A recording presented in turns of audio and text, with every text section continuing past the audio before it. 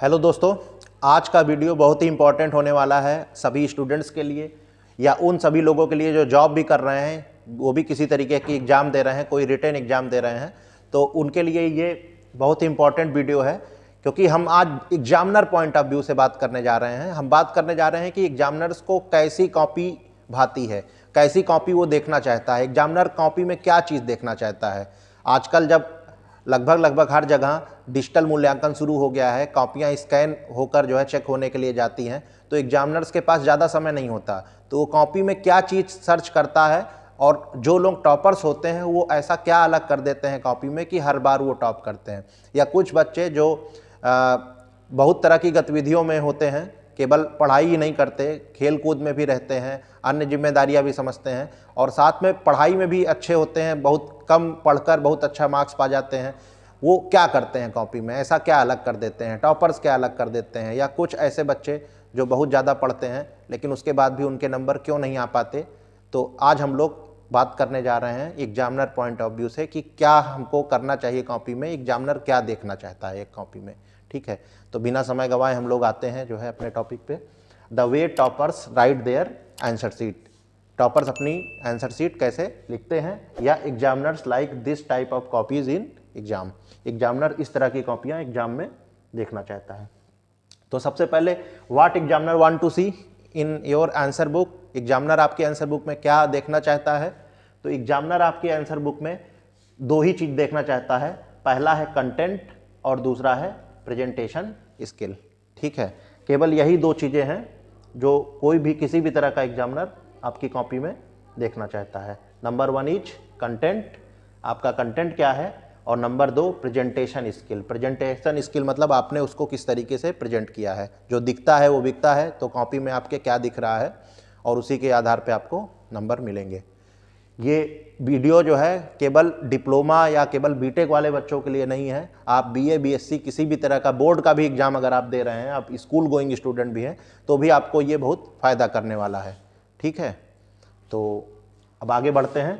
तो ये दो चीज़ें कंटेंट और प्रेजेंटेशन स्किल, इसको डिटेल में समझते हैं कि कंटेंट क्या है। कंटेंट में 5 चीज़ें आती हैं। पहला है नॉलेज अबाउट द सब्जेक्ट, या बुकिश नॉलेज, या general understanding about the subject. मतलब कि जैसे आपका सब्जेक्ट है, मान लीजिए हम एक जनरल एग्जांपल लेते हैं कि मान लीजिए आप जो है इन्वायरमेंट इंजीनियरिंग आप दे रहे हैं। इन्वायरमेंट तो स्कूलों में भी पढ़ाया जाता है, इसलिए मैंने इस एग्जांपल को लिया। तो इन्वायरमेंट का कोई टॉपिक है, मान लीजिए ग्लोबल वार्मिंग के बारे में लिखना है। तो पहला चीज़ है कि आपको ग्लोबल वार्मिंग के बारे में पता क्या है, नॉलेज। दूसरी चीज़ बुकिश नॉलेज, किताब में ग्लोबल वार्मिंग के बारे में क्या लिखा हुआ है। और तीसरी चीज़ जनरल अंडरस्टैंडिंग, आपने क्या समझा ग्लोबल वार्मिंग के बारे में, आपने समझा क्या। तो पहला कंटेंट में आपका आ गया कि आपका नॉलेज उस टॉपिक के, पर्टिकुलर टॉपिक के बारे में। दूसरा है क्वालिटी ऑफ कंटेंट, आपके कंटेंट की क्वालिटी क्या है। देखिए, क्वालिटी का मतलब होता है जैसे आपने जो भी पढ़ा, जो भी समझा, उसको एक्सप्रेस करने के बहुत से तरीके होते हैं। ठीक है, जैसे मान लीजिए आपने इंडिया के बारे में पढ़ा, ठीक है, तो इंडिया के बारे में पढ़ा और आप लिख रहे हैं कि इंडिया में बहुत सी भाषाएं बोली जाती हैं, बहुत सारे जो है एरिया हैं, कुछ पहाड़ है, कुछ पठार है, कुछ मैदान है। ठीक है, तो ये एक जनरल टर्म हो गया। इसके अलावा आप एक शब्द अगर यूज कर दें कि India is multi diverse country, तो आपने ये जो जितनी भी चीजें बोली वो एक ही शब्द में समाहित हो गई, मल्टी डाइवर्स। ठीक है, तो आपकी कंटेंट की जो क्वालिटी है ये शब्द बता रहा है। ठीक है, तीसरा है लैंग्वेज ऑफ कंटेंट। कंटेंट की लैंग्वेज क्या है, जैसे आप इंग्लिश मीडियम के हैं तो अच्छी इंग्लिश लिखें। अच्छी इंग्लिश का मतलब कि शशि थरूर वाली इंग्लिश नहीं कि जो है एग्जामिनर को ढूंढना पड़ जाए कि इस वर्ड का क्या मतलब है। अच्छी इंग्लिश मतलब कि सरल भाषा में आप अपनी बात को कैसे समझा रहे हैं, और एक जो आभूषण होता है भाषा का वो भी बना रहे। फिर नेक्स्ट है length of the answer. Answer में कितना लिखना है, कितना नहीं लिखना, ये सभी को मालूम होना चाहिए। आमतौर पे हम क्या करते हैं कि मान लीजिए 5 नंबर का एक क्वेश्चन है और उसमें 2 पेज आपको लिखना चाहिए, तो आप कभी कभी 5 नंबर के एक क्वेश्चन में केवल आधा पेज लिखेंगे। ठीक है, और कभी कभी 5 नंबर के इसी क्वेश्चन में आप 6 पेज लिख देंगे।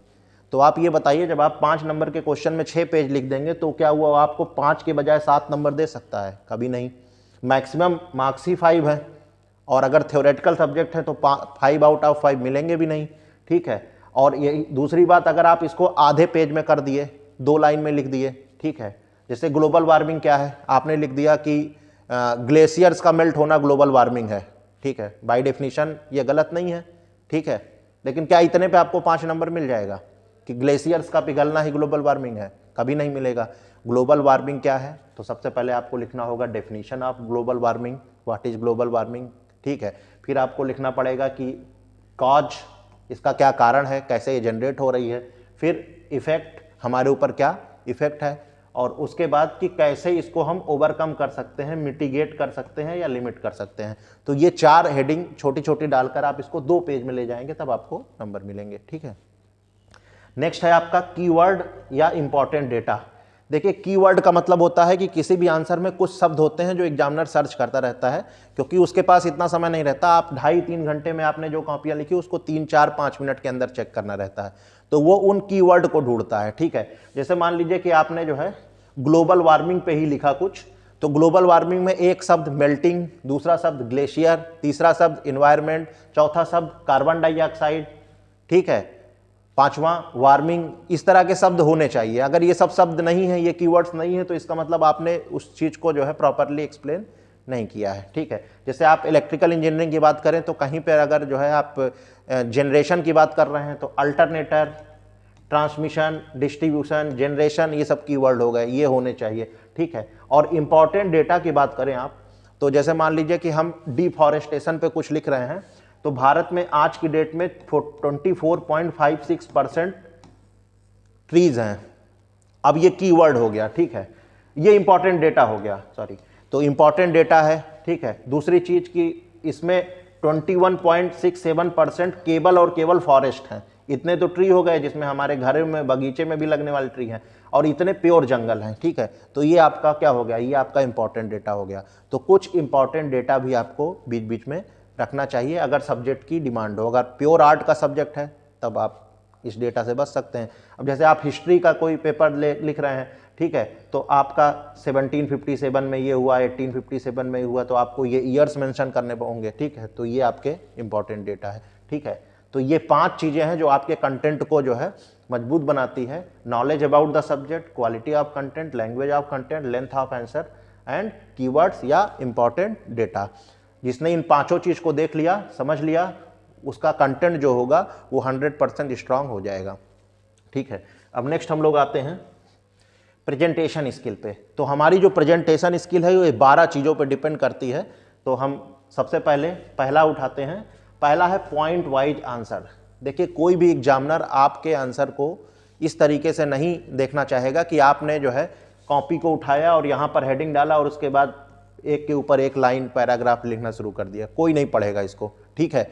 उसको चीज़ों को शॉर्ट में पढ़ना है, उसको अपना टाइम भी नहीं बर्बाद करना है, और शॉर्ट में चीज़ें तभी होंगी जब आप लाइन वाइज लिखेंगे, पॉइंट वाइज लिखेंगे, ठीक है। जैसे मान लीजिए कि जो है आप किसी चीज़ के बारे में लिख रहे हैं तो point number 1, point number 2, point number 3, और उसमें भी पूरी लैंग्वेज नहीं, ठीक है। जैसे कि मान लीजिए हम काऊ पे ऐसे लिख रहे हैं, बहुत सिंपल एग्जांपल जो कक्षा 1 के बच्चे को भी समझ में है, ठीक है। तो आप लिखना शुरू करिए, द काऊ है, cow is an animal, it has 4 leg, इस तरह कोई नहीं पढ़ेगा। सबसे पहला आप लिख दीजिए एनिमल, इट इज एनिमल, ये भी लिखने की जरूरत नहीं, सी इज एनिमल, ये भी लिखने की जरूरत, बस एनिमल। दूसरा point 4 legs, she has 4 legs, कोई जरूरत नहीं लिखने की, 4 लेग्स, ये इसके फीचर्स को बता रहा है, ठीक है। और उसके बाद मल्टी कलर, मल्टी कलर भी इसके फीचर को बता रहा है कि ये ब्लैक भी हो सकती है, व्हाइट भी हो सकती है, ठीक है। तो इस तरीके से आप पॉइंट वाइज चीज़ों को लिखेंगे, ठीक है। तो ये आपके प्रेजेंटेशन को बहुत स्ट्रांग करेगी, आपके टाइम को बचाएगी, ठीक है, और जो देखने वाला है, जो एग्जामिनर है, उसके भी टाइम को बचाएगी।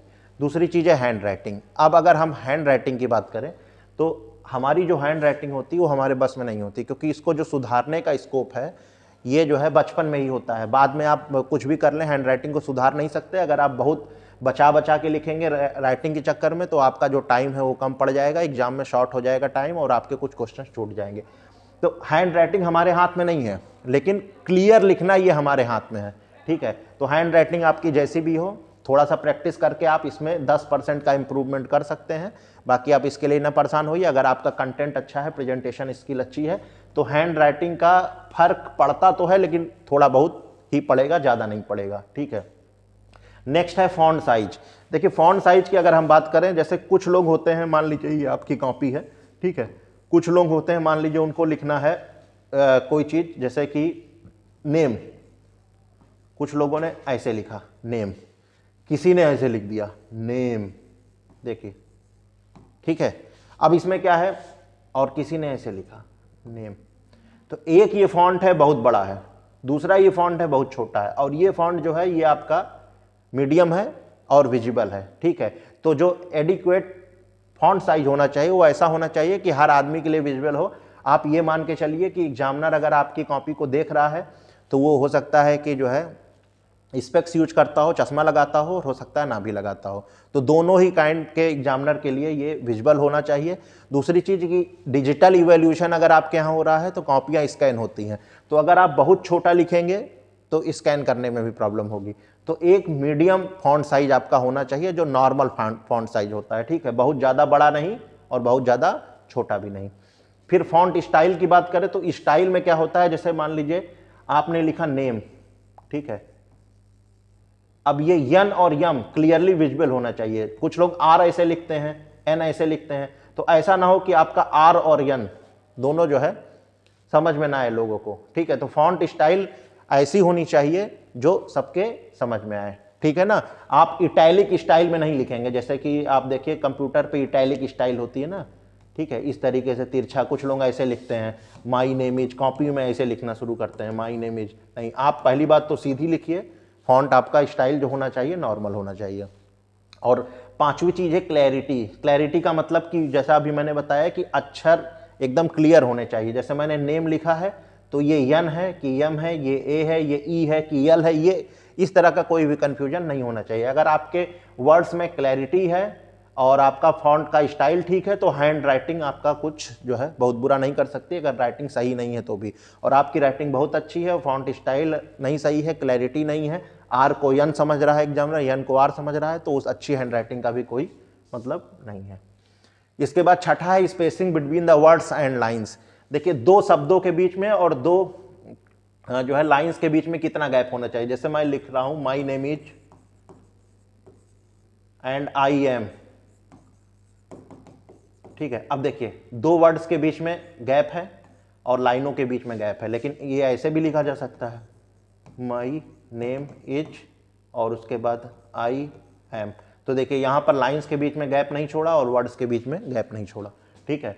तो आप ऐसा नहीं करेंगे कि एकदम सटा सटा के लिखें, लाइंस के बीच में गैप ना हो, लाइंस के बीच में एक स्पेसिंग होनी चाहिए और वर्ड्स के बीच में भी एक उचित जो स्पेसिंग है, दूरी, वो होनी चाहिए।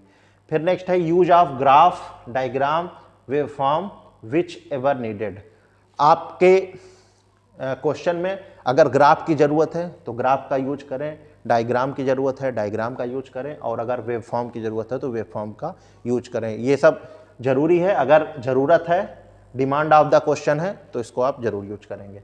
नेक्स्ट है हाईलाइटेड पॉइंट्स। देखिए, एग्जाम में हमको जो कुछ आता है उसको एग्जामिनर को बताना है 2 से 3 मिनट में, तो इसका सबसे अच्छा तरीका है कि आपने अगर कोई ऐसी चीज़ लिखी है जो आपको लग रहा है कि केवल आपने लिखी है या आप बताना चाहते हैं एग्जामिनर को कि मुझे आता है, तो उस पॉइंट को क्या करिए, हाईलाइट कर लीजिए। जैसे मान लीजिए आप एक जनरल कोई चीज़ जो है, मान लीजिए आप ग्लोबल वार्मिंग पे ही आप लिख रहे हैं और आपको बताना है कि जो है ग्लोबल वार्मिंग की वजह से जो है ग्लेशियर पिघल रहे हैं, और अगर आप बताना चाहते हैं कि 1937 में फलाना ग्लेशियर पिघला, तो 1937 ग्लेशियर का नाम, अब इसको आप हाईलाइट कर दीजिए। हाईलाइट का मतलब चाहे हाईलाइटर चाहे नीचे लाइन, ठीक है। तो एग्जामिनर जब उस पेज को खोलेगा तो उसको ये टर्म्स दिख जाएंगे, हाईलाइटेड पॉइंट के ऊपर सबसे पहले नजर जाएगी, ठीक है। तो हाईलाइट उन्हीं चीज़ों को करना है जहां पर आप एकदम क्लियर हो कि डेटा आपका सही है। अगर आपको जरा भी डाउट है तो उस पॉइंट को आप हाईलाइट करने से बचेंगे। नेक्स्ट है मार्जिन लेफ्ट, कितना मार्जिन छोड़ना है। देखिए, ये भी बहुत इंपॉर्टेंट चीज़ है। मान लीजिए ये आपकी कॉपी है, ठीक है, तो सबसे पहले अपर मार्जिन छोड़ दीजिए थोड़ा सा, फिर इधर लोअर मार्जिन थोड़ा सा छोड़ दीजिए, लेफ्ट में थोड़ा मार्जिन छोड़ दीजिए और राइट में थोड़ा मार्जिन छोड़ दीजिए। ये क्यों जरूरी है? क्योंकि अगर डिजिटल इवैल्यूएशन हो रहा है, आपकी कॉपी स्कैन होकर जा रही है चेक होने के लिए और आपने मार्जिन नहीं छोड़ी, तो स्कैन बीच में ही होती है, किनारे किनारे छूट जाती है। तो पता लग रहा है कि आपने लिखा है माई नेम इज, लेकिन स्कैन यहां से शुरू हुआ, तो एग्जामिनर को दिख रहा है ई एम इज, इधर क्या लिखा है नहीं दिख रहा है। तो सबसे पहले थोड़ा थोड़ा मार्जिन लेफ्ट में, राइट में, टॉप में और बॉटम में, ठीक है, आप मार्जिन को छोड़ देंगे। ठीक है, ये बहुत ज़रूरी है, खासकर डिजिटल इवैल्यूएशन के लिए, इसको ध्यान रखिए। नेक्स्ट 3 पॉइंट जो बच रहे हैं 10th 11th और 12th, पहला है 10वां पॉइंट जो है वो है proper ending and lining after the end of answer. देखिए, जैसे मान लीजिए हमने क्वेश्चन नंबर 1 का ए लिखा और उसके बारे में कुछ लिखा, उसके बाद यहाँ पर एंड हो गया, इसके बाद बहुत लोग करते हैं यहाँ पर बी डाल देते हैं।